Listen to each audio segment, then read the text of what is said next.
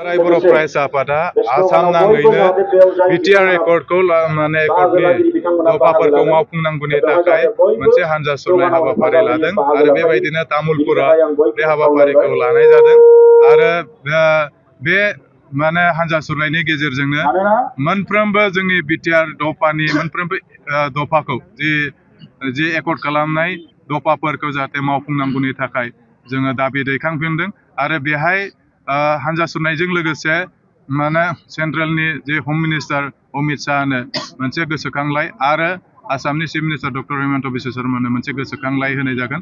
बेवहाय माखासे दफाया मावफुंजादोंबाबो गुबैयै गाहाय माखासे दफाफोरा दिनैसिमबो दङ, जेराव आर्टिकेल 280 बे बिलआ पास जानांगौ 125 एमेन्डमेन्टनि गेजेरजों आरो बेवहाय जे बिटिसिआ माने 40टा समस्ति जानानै दङ, बे 60टा जानांगौ आरो बे लिरनानै माने लाबोखानाय बा एकर्डआव थाखानाय जि दफाफोर बे दफाफोरखौ मावफुंथारनांगौ आरो सोलोंथाइनि जेंनाया दिनैसिमबो आसामाव जोबाखै, भेन्सार मोननाय समस्याया दिनैसिमबो जोबाखै।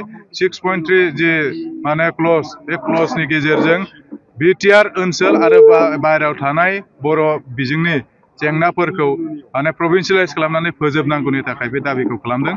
एनडिएफबिआ माखासे दाबो जेलाव दङ, बाहेरायाव दोनदोंब्लाबो माखासे जेलाव दङ आरो बेजों लोगोसे माखासे केसआ दिनैबो पेन्डिं जानानै दङ, हाइकर्ट सुप्रिम कर्ट दिनैसिमबो दङ।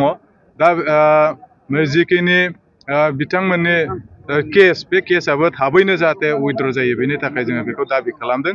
बेजों लोगोसे माने 2003 मायथाइ बिटिसि एकर्ड आरो 2010 मायथाइ माने बिटिआर एकर्ड, बे मोननै एकर्डआव मोनसे गोनांथार माने एसटि हिल्सनि दाबि खालामनानै कार्बि आंलंनि बर'फोर आरो डिमा हासावनि बर'फोरनि थाखाय बे मोननै एकर्डआव लिरनानै लाबोनाय जे एसटि हिल्स मोननांगौनि थाखाय बर'फोरनि बे दाबियाबो दिनैसिमबो मावफुंजायाखै। दा कार्बिफोरा प्लेनावबो मोननांगौ आरो जोंबो माने बर'फ्राबो कार्बिनि हिल्सआवबो मोननांगौ एसटि। बे बुजाफोराबो जाबाय, सावरायनायबो जाबाय, नाथाय बेखौ दिनैसिमबो मावफुङाखै आरो बिनि थाखायनो जों बे दाबिखौ खालामदों आरो बे हानजा सुरनायनि गेजेरजों जों आसाम सरकार आरो भारत सरकारखौ जोङो माने फिन गोसोखांहोफिनदों। बर' माहारिया आन्दलनजों फैनाय मोनसे हारि आरो बर' माहारिया गावनि मोन्थायखौ लानानै माब्लाबाबो जों बावा आरो जोङो माब्लाबाबो सिरि थानाय नङा। जोङो जेब्लासिम जोंनि दाबिफोरखौ मोनफुङा अब्लासिम जोङो बे हानजा सुरनाय, बे आन्दलन, बे जोंनि दाबि, बे दाबिखौ जोङो दैखांलांबाय थागोन आरो फैबाय थानाय समाव नभेम्बर दानाव दिल्लीयावबो 20 आरो 21 नभेम्बराव बे हाबाफारिखौ जों लादों। गासैबो माने नर्थ इस्टनि सा सानजा रायजोनि 6 सिडिउलफोरखौ लानानै बेहाय सावरायनाय मेल दङ नभेम्बर दाननि 20 खालाराव आरो जे मोनसे 21 खालाराव जे बिटिआर रेकर्डखौ लानानै मावफुंनांगौनि थाखाय बेहाय धरना हाबाफारि जोङो लाहैगोन।